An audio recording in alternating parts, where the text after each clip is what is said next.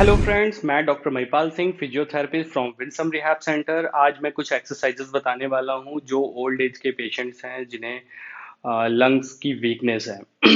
तो जनरली होता क्या है कि हम सबको अच्छे से पता है कि हमारी बॉडी का मैकेनिज्म ऐसा है कि वो ऑटोमेटिक खुद ही हील करती है। अगर हमारी बॉडी में कोई भी प्रॉब्लम आती है, लाइक कहीं भी कट गया है या बोन टूट गई है, इवन कोई भी डिजीज या प्रॉब्लम हो, तो हमारी बॉडी उसे खुद ही हील करती है। मेडिसिन से सिर्फ उसे हेल्प मिलती है कि वो स्पीड थोड़ी सी फास्ट हो जाए, या जिन चीज़ों में ज़्यादा प्रॉब्लम आ रही है उन्हें थोड़ी हेल्प मिल जाए। बट हमारी बॉडी के खुद ही जो गुड बैक्टीरिया वायरस हैं वो उसको खुद ही हील करते हैं। तो हमारे लंग्स का भी कुछ ऐसा ही है कि उसमें भी जो प्रॉब्लम्स होती हैं वो अपने आप से ही ठीक होती हैं, मेडिसिन से हेल्प मिलती है। तो अभी जो लंग्स की मेडिसिन हैं भी वो सिर्फ उसके जो इन्फेक्शन है या इन्फ्लामेशन है उसे थोड़ा सा कम करने में, ठीक करने में हेल्प करती है। बट जो आपकी लंग्स वीक हो रही है, स्टिफ हो रही है, पूरी लंग्स टाइट होती हैं, उसकी फ्लेक्सिबिलिटी खत्म हो जाती है, इन सारी चीज़ों के लिए अभी भी जो पेशेंट ठीक होकर आ रहे हैं उन्हें डॉक्टर रिकमेंड करते हैं कि आप जाइए या खुद से एक्सरसाइजेस करिए, अपने थेरेपिस्ट से कांटेक्ट करिए, वो उसकी एक्सरसाइजेस कराएं जिससे आप बेटर हो जाओ। तो लंग्स का रोल अगर हम देखते हैं तो हमें ब्रीथ करने के अलावा अगर हम कफिंग भी करते हैं तो आप देखो ये चीज पंप करती है हमारी चेस्ट। अगर ये फ्लेक्सिबिलिटी नहीं होगी तो हम प्रॉपर कफिंग भी नहीं कर सकते। हम यूरिन भी अगर डिस्चार्ज करते हैं, टूल भी अगर पास करते हैं, तो आप देखो उस टाइम पे हम सांस रोक लेते हैं। तो जितनी देर यूरिन होती है उतनी देर हम सांस नहीं लेते हैं। अगर कोई हमें टच भी कर देता है और हमारे जस्ट नॉर्मल ब्रीद हुई तो फिर से कंसंट्रेट करना पड़ता है कि हो जाए। इवन कुछ लोगों को मुंह से सांस लेते हैं, कुछ लोग नाक से सांस लेते हैं। नॉर्मल तरीके से हम लेते हैं कि नाक से ली और नाक से ही छोड़ दिए, पर बहुत सारे लोग हैं जब उन्हें लंग्स की प्रॉब्लम होती है, वीकनेस आती है, तो वो मुंह खोल के सांस लेते हैं।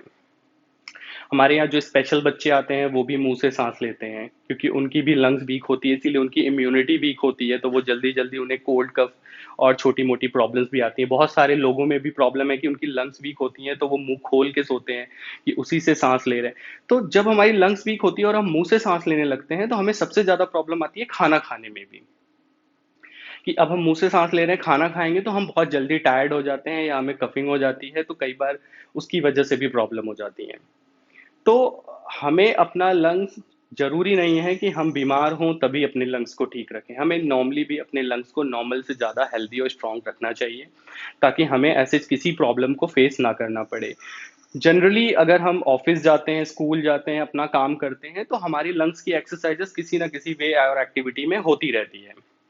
कि हम मेट्रो से जा रहे हैं या ऑटो ले रहे हैं या खुद की कार ड्राइव कर रहे हैं, ऑफिस में 10-20 राउंड लग गए, वॉशरूम और कैफेटेरिया कहीं भी, तो कुछ वेट उठाया, कुछ वेट रखा, तो इन सब चीज़ों में क्या है, हमारी फ्लेक्सिबिलिटी बनी रहती है। पर अभी जब हम अपने घरों में बंद हैं, वर्क फ्रॉम होम कर रहे हैं या यूं ही पड़े हैं, तो पूरे टाइम फोन लेके सैलो ब्रीथ कर रहे हैं, मास्क लगा के हार्ड ब्रीथ कर रहे हैं, तो इन सारी चीजों में और कोई एक्टिविटी नहीं कर रहे हैं, अगर कोई काम नहीं है तो एक जगह पड़े पड़े हमारा दिन खत्म हो जाता है। तो होता क्या है कि इन सब चीजों में डे बाय डे हमारी लंग्स और ज्यादा वीक हो जाती है, और जब हम किसी वायरस से या किसी प्रॉब्लम से इन्फेक्टेड होते हैं तो उसका असर हमारी बॉडी पे दुगना हो जाता है। क्योंकि अगर लंग्स अच्छी होंगी या ब्रीथ अच्छे से करोगे तो हमारी बॉडी भी हेल्दी और स्ट्रांग होती है। अगर लंग्स हमारी वीक होती हैं तो आप देखो स्टेयर चढ़ने में भी 3-4 स्टेयर्स जाते हैं, हमारी सांस फूलने लगती है, हम बहुत ज्यादा झुक के चलना शुरू कर देते हैं, कोई एक्टिविटी करते हैं उससे पहले टायर्ड हो जाते हैं। अब जैसे मास्क लगा लगा के लोग हार्ड ब्रीथ कर रहे हैं तो इसमें सबसे ज्यादा कंप्लेन आ रही है कि उनकी बॉडी बहुत जल्दी ड्रेन आउट हो जा रही है, बहुत जल्दी टायर्ड हो जा रही है, वो बैठ रहे हैं तो बिल्कुल साइलेंट हो जाते हैं कि अब क्या करें, हिम्मत नहीं हो रही है, ताकत नहीं हो रही है। तो लंग्स, हमें नॉर्मली भी अपने आप को स्ट्रांग रखना चाहिए कि हम सारी एक्टिविटी अच्छे से कर लें। अब जिनकी लंग्स अच्छी रहती हैं वो काफ़ी एक्टिव रहते हैं, जिनकी वीक होती है तो धीरे धीरे हम अपना, हमारा प्रोसेसर स्लो हो जाता है, हम बहुत ही स्लो वर्क करने लगते हैं और वो धीरे धीरे हमारा नेचर हो जाता है, तो हम रियलाइज भी नहीं करते हैं कि हम पहले बहुत फास्ट और एक्टिव थे, अब अचानक से ऐसा क्या हो गया। तो अगर आपके पास कोई काम नहीं है, कोई एक्टिविटी जस्ट नॉर्मली नहीं है जिसकी वजह से आपकी बॉडी की एक्सरसाइज हो सके, तो एटलीस्ट आपको खुद से थोड़ा टाइम निकालना चाहिए और अपनी एक्सरसाइजेस कंटिन्यू करनी चाहिए। बहुत सारे लोगों की कंप्लेन है कि हम घर के अंदर हैं तो हम कैसे वॉक करें, हम वॉक पे नहीं जा रहे हैं, हम जिम पे नहीं जा रहे हैं, हम एक्सरसाइज नहीं कर पा रहे हैं, हम बाकी एक्टिविटी नहीं कर पा रहे हैं, तो हम लंग्स की एक्सरसाइजेस कैसे करें। तो लंग्स की एक्सरसाइजेस, आप कोई भी मूवमेंट करो उसमें लंग्स की एक्सरसाइजेस होती हैं। आप नॉर्मली हाथ को ऊपर ले जाओ, होल्ड करके रखो, छोड़ दिया, ऊपर उठाया, सांस होल्ड करके रखी हुई है। ये अब ये हाथ ऊपर उठाने में क्या होता है कि हम बॉडी को पुल करते हैं, पूरी बॉडी स्ट्रेच होती है। अब हमारे जितने भी लोब्स हैं वो सारे के सारे खुल जाते हैं, बॉडी जो कंप्रेस है वो खुल गई है, बॉडी स्ट्रेच हो गई, तो ब्लड सर्कुलेशन बेटर हो जाता है, सबको पता है। तो ब्लड सर्कुलेशन बेटर का मतलब है कि बॉडी में ऑक्सीजन अच्छे से सप्लाई हो रही है, जो ब्लड को अपने सारे रूट्स में जाने के लिए अलाउ करती है, कि लेग्स में गई, हाथों में गई, पूरी बॉडी में ब्लड सर्कुलेशन नॉर्मल हो जाता है। अगर हम मूवमेंट्स नहीं करते हैं तो ऑटोमेटिक ये सारी चीजें भी धीरे धीरे रिस्ट्रिक्टेड होती रहती हैं, क्योंकि जनरली भी आप लोगों को पता है कि बहुत सारे लोगों की कंप्लेन आती है कि हम बैठ जाते हैं पैर मोड़ के तो पैर सो गया, पैर लटका के बैठ गए, तो जब हमारी मसल कंप्रेस होती है तो ऑटोमेटिक वहां से ब्लड और ऑक्सीजन सप्लाई नहीं होती है, तो स्वेलिंग आ जाती है। तो जस्ट इसी चीज को आप अपनी बॉडी में भी सोचने की, समझने की कोशिश करो, कि जब वो नहीं मूवमेंट करेगी तो ये प्रॉब्लम्स होती है। तो जस्ट जनरली ये हाथ ऊपर किया, सांस रोकी, नीचे लाए, छोड़ दिया, तो पूरी ताकत लगा के सांस लेना है ऊपर, और छोड़ दिया। नॉर्मली अपने आप को ये ऊपर भी लेके गए, सांस रोका, फिर ये छोड़ दिया, ऊपर किया, सांस छोड़ दिया, फिर ऊपर लेके गए, फिर ये साइड में भी, इसको आप सांस के साथ भी कर सकते हैं, जैसे आ,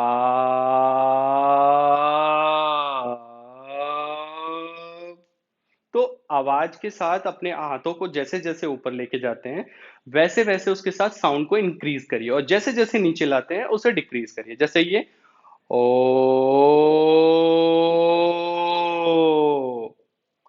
ओ,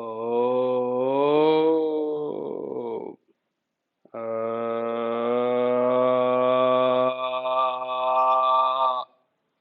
आ,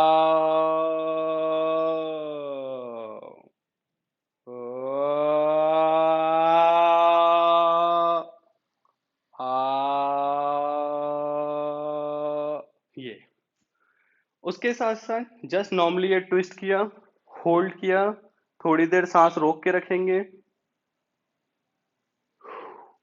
छोड़ दिया, फिर से उठाया, सांस को होल्ड किया और स्ट्रेच करके रखा थोड़ी देर, वापस लाए, छोड़ दिया। 3 to 5 रिपीटेशन ये कर सकते हैं। जैसे अपनी कोई भी चेयर ले ली, रखा, यहाँ पीछे गए, और ये ये 10-15 रिपीटेशन ये आपने कर ली। उसके बाद सांस को होल्ड करके रखा, देन रिलैक्स।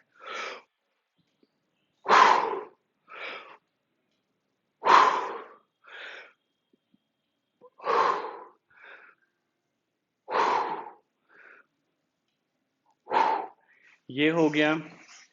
नॉर्मली आप अपने हैंड को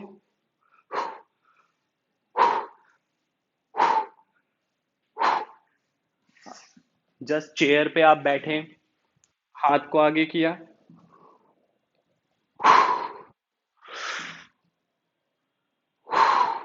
ऊपर उठा और सांस को रोक लिया, जितनी ज्यादा आप खींच सकते हैं, और बैठते समय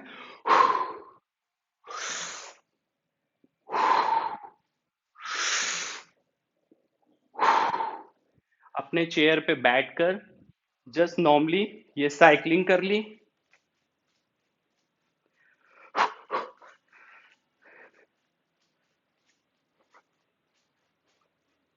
ये फिर उल्टा,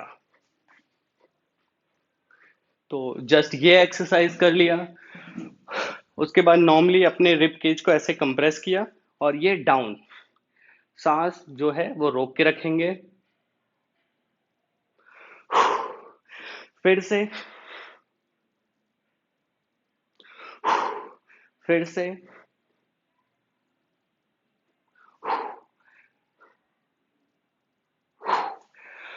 उसके बाद थोड़ा सा इस हाथ को ऐसे ऐसे कर लिया, ताकि आपकी ये चेस्ट की मसल्स लूज रहें। हम्म,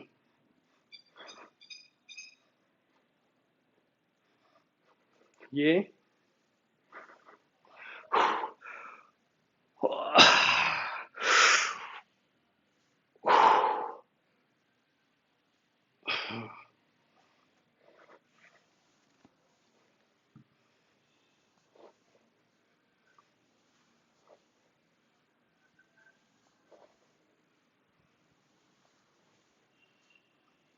ये 5-10 रिपीटेशंस हो गए। उसके बाद नॉर्मली आप अपने चेयर पे बैठे, ये नीचे आए।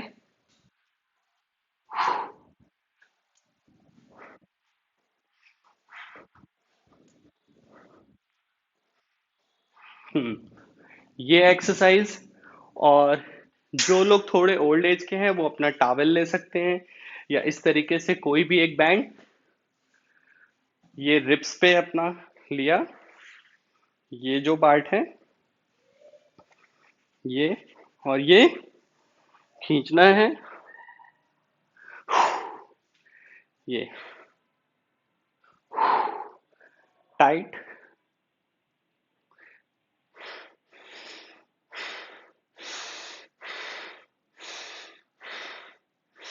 जब आप सांस छोड़ेंगे तो टाइट कर देंगे, जब आप सांस लेंगे तो इसे लूज कर देंगे। ये इसके साथ कर सकते हैं।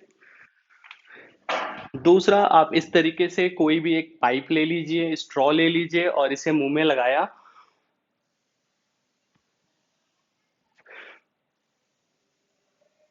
इस पे फूंक मारने की कोशिश करिए। जितनी बड़ी पाइप लेंगे उतनी ज्यादा एफर्ट लगानी पड़ेगी, तो आप अपने लंग्स की कैपेसिटी के अकॉर्डिंग लेंगे कि बहुत ज्यादा लंग टायर्ड ना हो।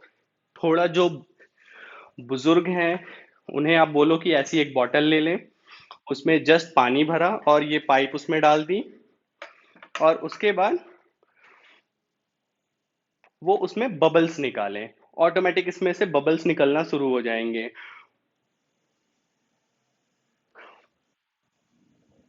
तो ये एक्सरसाइज करें।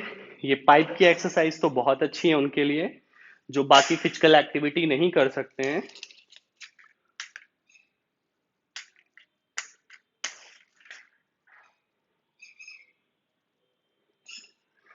बाकी इस तरीके से कैंडल्स लें, इसे मैक्सिमम दूर रखें, और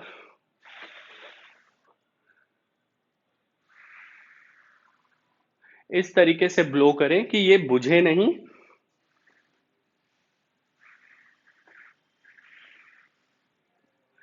और इसकी लॉ जो है वो काफी हद तक कम हो जाए और उसे आप मेंटेन करें।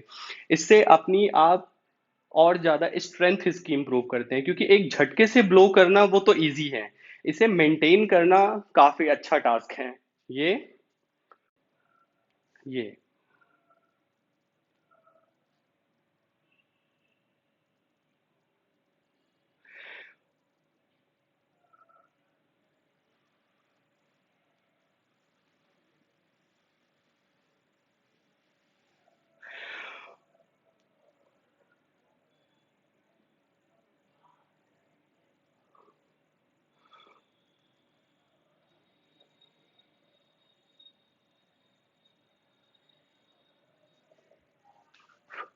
तो इस तरीके से आप करने की कोशिश करें।